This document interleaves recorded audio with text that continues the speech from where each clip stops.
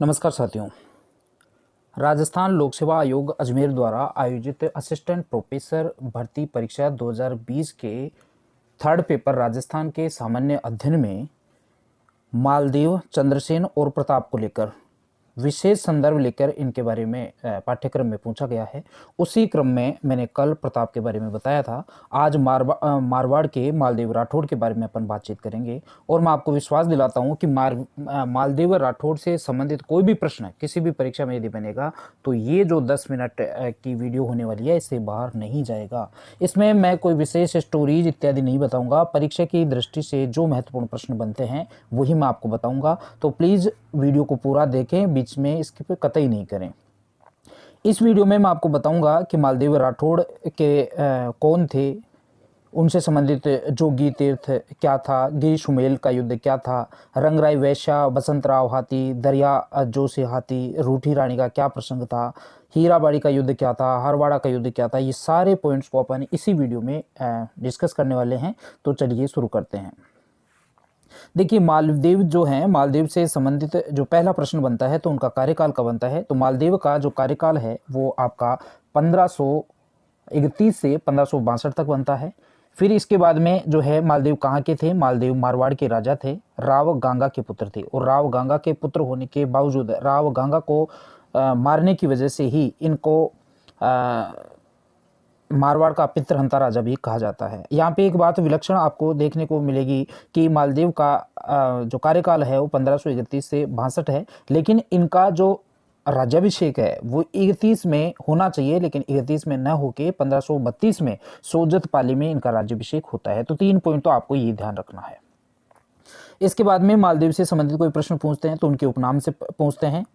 कई बार पूछते हैं कि निम्न में से कौन सा मालदीव का उपनाम है और कौन सा इनमें से नहीं है। इस प्रकार लेके प्रश्न पूछते हैं। तो मालदीव के 5 उपनाम हैं। पहला है मारवाड़ का पितृहंता, दूसरा है हसमत वाला राजा, तीसरा है पुरुषार्थी राजकुमार, चौथा है हिंदू बादशाह और 5वां है 52 युद्धों का विजेता। मालदीव अपने जीवन में 52 युद्ध लड़े, लेकिन अंतिम युद्ध के अलावा उन्होंने सभी युद्धों में जीत हासिल की थी। तो एक बहुत अच्छे पुरुषार्थी राजा थे। रूठी रानी के बारे में कई बार मालदीव से पूछते हैं प्रश्न कि रूठी रानी कौन थी, कहाँ की थी, क्या प्रसंग था। तो इसमें रूठी रानी के बारे में थोड़ा बहुत आपको जानने की आवश्यकता है कि रूठी रानी जैसलमेर के राव लूणकरण की पुत्री थी और 1535 में राव मालदेव के साथ इनकी शादी हुई थी। शादी के दिन ही रात को काफ़ी जो टाइम के बाद उन्होंने अपनी एक दासी को मालदीव को बुलाने के लिए भेजा। जब वापस नहीं लौटे तो राव मालदीव ने उस दासी भरमली को ही उमा दे समझ लिया। रूठी रानी जो है उसका जो उपनाम है वो उपनाम, वास्तविक नाम जो था इनका वो उमा दे था। तो उमा दे उनको समझ लिया और उनके साथ उन्होंने कुछ ऐसा मतलब अभद्र व्यवहार किया। तो उनको मालदीव के प्रति निराशा हुई और उसके बाद में मालदीव से जैसलमेर की राजकुमारी जो राव लूणकरण की पुत्री थी वहाँ से नाराज होकर चली जाती है और अपना शेष जीवन अजमेर के तारागढ़ में उन्होंने बिताया था। और बाद में 1562 में जब मालदीव की मृत्यु हुई तो उनके एक प्रतीक चिन्ह मालदीव की पगड़ी के साथ वो शहीद हो जाती हैं, सती हो जाती हैं। आगे जो मुख्य बिंदु बनता है मालदीव से संबंधित उस पर अपन चर्चा करते हैं। एक तो बिंदु बनता है कि मालदीव की प्रथम विजय कौन सी थी। तो 1532 में भद्राजून को उन्होंने विजय किया था। वीरा वहां का शासक था और यही मालदीव की पहली विजय थी 1532 में। 1532 में उनका राज्यारोहण भी हुआ था सोजत पाली में। ये पॉइंट भी आपको ध्यान रखना है। मालदीव से संबंधित केवल 4 युद्ध आपको ध्यान रखना है। पहला युद्ध है हीराबाड़ी का युद्ध। हीराबाड़ी नामक स्थान नागौर में है और ये युद्ध 1533 में लड़ा गया था। मालदेव और वीरमदेव इस युद्ध में एक तरफ थे और दौलत खां को इन्होंने पराजित किया था। यहाँ पे एक चीज विलक्षण है कि यहाँ पे मालदेव और वीरमदेव एक तरफ थे और दौलत खां दूसरी तरफ थे। दौलत खां को पराजित करने के बाद एक हाथी होता है दौलत खां के पास, दरिया खां। उस दरिया खां को वीरमदेव अपने पास लेके चले गए थे मालदेव को बिना बताए। इस दरिया खां जोशी जो हाथी है उसी की वजह से बाद में मालदेव और वीरमदेव दोनों में शत्रुता होती है और वीरमदेव जो है वो बाद में शेरशाह की शरण में जाता है। अगले बिंदु पे पहुंचते हैं। अगला युद्ध जो है मालदीव का वो है पाहिबा या साहिब का युद्ध, और 1541-42 में ये युद्ध लड़ा जाता है। मैंने आपको पहले ही बता दिया कि मालदीव ने अपने जीवन में 52 युद्ध लड़े, और 52 में एक युद्ध जो है गिरी सुमेल का युद्ध है उसमें पराजय हासिल होती है उनको, बाकी सभी युद्धों में उन्होंने विजय प्राप्त की। तो यहाँ पे रिजल्ट का आपको चिंता नहीं करनी है कि कौन से युद्ध में कौन जीता, सभी युद्धों में मालदीव की विजय होती है। इधर पाहिबा या साहिबा का युद्ध जो होता है 1541-42 में राव मालदेव और बीकानेर के राव जैत सिंह, इन दोनों के मध्य ये युद्ध होता है। यहाँ पे एक प्रश्न और पूछा जाता है कि पाहिबा या साहिबा की युद्ध से पहले बीकानेर के राव जैत सिंह ने एक अपना सेनापति शेरशाह के पास भेजा था सहायतार्थ। उस शेरशाह के पास जो सेनापति भेजा था उसका नाम क्या था? तो उसका नाम था नागराज। पाहिबा या साहिबा के युद्ध में राव मालदेव के दो सेनापति थे, जैता और कुपा, जिनकी वजह से इनको विजय हासिल हुई। और वैसे भी जितने भी विजय मालदेव को मिली, इतिहासकार बताते हैं कि ये सारी विजय जेता और कुपा की वजह से होती थी। अगली स्लाइड पे पहुंचते हैं। मालदेव ये जो साहिबा या पाहिबा का युद्ध है उसके बाद में मालदेव के विरुद्ध एक चक्रव्यूह बनता है, और कुछ राजस्थान के कुछ राजा हैं जो अफगानों की शरण लेते हैं। अभी तक है परीक्षा में, किसी भी परीक्षा में ये प्रश्न नहीं बना, लेकिन ये बहुत अच्छा प्रश्न बन सकता है यदि कोई अच्छा प्रश्न पत्र सेलेक्टर है तो ये चार व्यक्ति हैं। सबसे पहले बीकानेर के कल्याणमल हैं, क्योंकि पाहिबा या साहिबा के युद्ध में जो है बीकानेर की पराजय होती है। उसके बाद में सबसे पहले तो जो कल्याणमल हैं वो वहाँ पे जाते हैं शेरशाह सूरी की अफगानों की शरण में। इसके बाद में मेड़ता के वीरमदेव का भी मैंने प्रकरण बताया, मेड़ता के वीरमदेव भी वहाँ पे चले जाते हैं। मेवाड़ के उदय सिंह, मेवाड़ का उदय सिंह जो है हरवाड़ा के युद्ध में जो है इनके साथ कुछ अनबन हो जाती है मालदेव के साथ, इस वजह से उदय सिंह जी भी वहाँ उनकी शरण में जाते हैं।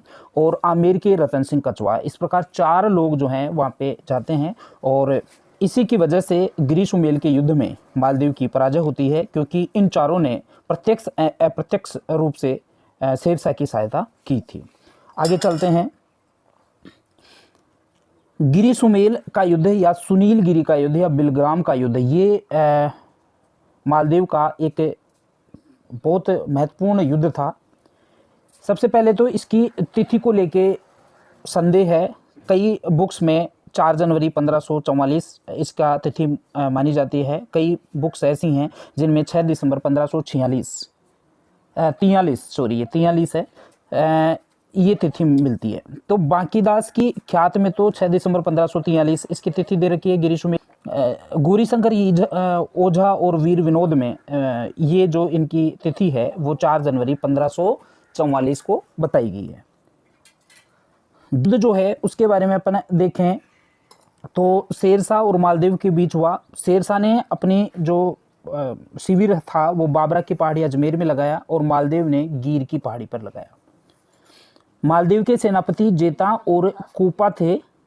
इस जेता और कुपा को कूटनीतिक तरीके से अलग करने के हिसाब से शेरशाह ने जाली पत्र लिखवा के इनके शिविरों के सामने डलवाए थे। इस वजह से मालदेव जो है वो शिविर छोड़ के चले गए थे। बाद में केवल 20,000 सैनिकों की सहायता से जेता और कुपा ने अपने ऊपर लगे कलंक को मिटाने के लिए शेरशाह की 80,000 की सेना से युद्ध लड़े थे। फिर भी दोपहर के 2 बजे की नमाज के समय तक शेरशाह और जेता कुपा की सेना में बैलेंस बना रहता है, लेकिन बाद में शेरशाह को जलाल खां जलवानी की एक अतिरिक्त सैनिक टुकड़ी की सहायता मिलती है, जिस वजह से सुमेलगिरी के युद्ध में जेता और कुपा वीरगति को प्राप्त होते हैं और शेरशाह की जीत होती है। इसके बाद में, इस युद्ध के बाद में शेरशाह सूरी से संबंधित 3 कथन मिलते हैं। ये प्रसिद्ध कथन शेरशाह सूरी ने कहे थे गिरी सुमेल के युद्ध के बाद। पहला कथन है, काश जेता और कुपा जैसे सेनापति मेरे पास होते तो मैं हिंदुस्तान का बेताज बादशाह होता। दूसरा कथन है, मैं मुट्ठी भर बाजरे के लिए हिंदुस्तान की बादशाहत खो देता। ये कथन भी शेरशाह सूरी ने कहा था, क्योंकि उन्होंने जेता और कुपा की बहादुरी से प्रभावित होकर ये बात कही थी। तीसरा जो स्टेटमेंट है वो है, अगर मेरी किस्मत में ने मेरा साथ दिया तो मैं एक दिन मुगलों को भारत से बाहर फेंक दूंगा। इस प्रकार ये 3 कथन हैं और 4 युद्ध हैं। 4 युद्धों में अंतिम जो युद्ध है वो हरमाड़ा का युद्ध है। हरमाड़ा का युद्ध में क्या होता है, हरमाड़ा का युद्ध बेसिकली मेवाड़ के उदय सिंह और हाजी खां के बीच होता है, और हाजी खां ने इस युद्ध में मेवाड़ के उदय सिंह को पराजित किया था। होता क्या है कि हाजी खां के पास एक रंग राय नाम की वैश्या होती है, जिसकी वजह से उदय सिंह और हाजी खां के बीच अनबन होती है। हाजी खां इससे उदय सिंह जी ने हाजी खां की जो रंगराय है उसको छीन लेते हैं बलपूर्वक, जिस वजह से नाराज होकर हाजी खां मालदेव के पास पहुंच जाते हैं। एक तो ये कारण था। दूसरा कारण ये था कि मेवाड़ के उदय सिंह जी के राज्य में जैत्र सिंह नामक एक जो है सामंत होते हैं, उनके 2 पुत्रियां थी। ये जैत्र सिंह किसी बात से नाराज होकर मालदेव के पास चले जाते हैं। जैत्र सिंह जैसे ही मालदेव के पास जाते हैं तो मालदेव जो जैत्र सिंह जी हैं उनकी 2 पुत्रियां हैं, एक स्वरूप दे हैं और एक पुत्री और थी जिनका इतिहास में नाम नहीं मिलता। जैत्र सिंह जी ने स्वरूप दे की शादी कर दी मालदेव के साथ। ये स्वरूप दे वही हैं जो आगे चल के रावचंद्र सेन की माँ बनती हैं। तो एक दिन ये मालदेव जो हैं, मालदेव यहाँ आते हैं जैत्र सिंह के पास खैरवा की जागीर में, क्योंकि जैसे ही जैत्र सिंह जी मालदेव के पास आए थे तो मालदेव ने उनको शरण दी थी और खैरवा की जागीर जो है वो उनको दी थी। खैरवा की जागीर में मालदेव आते हैं तो वो दूसरी जो पुत्री थी उसके लिए भी जैत्र सिंह पे दबाव डालते हैं कि आपने स्वरूप दे की शादी मेरे से की है, अब इस दूसरी वाली आपकी जो लड़की है उसकी शादी भी मेरे से कर दो। लेकिन जैत्र सिंह जी ने इस बात का प्रतिरोध किया और वापस जो है मेवाड़ के उदय सिंह जी से समझौता करके मेवाड़ के उदय सिंह जी के साथ इन्होंने शादी कर दी। इसलिए रिश्ते में मालदेव और उदय सिंह दोनों साडू भाई हो गए थे। जैसे ही उन्होंने शादी की, मालदेव को इस बात का पता नहीं था। मालदेव जो है वो जो है उदय सिंह जी के पास संदेश भेजते हैं कि आपके पास यदि जैत्र सिंह की तरफ से कोई विवाह प्रस्ताव आए तो आप उसको नकार देंगे। तो उस समय मेवाड़ के उदय सिंह जी ने उनको ये संदेश भेजा कि मैंने तो उस विवाह प्रस्ताव स्वीकार कर लिया है और 4 महीने हो गए शादी के। इस वजह से मालदेव और उदय सिंह के बीच भी मनमुटाव हो जाता है।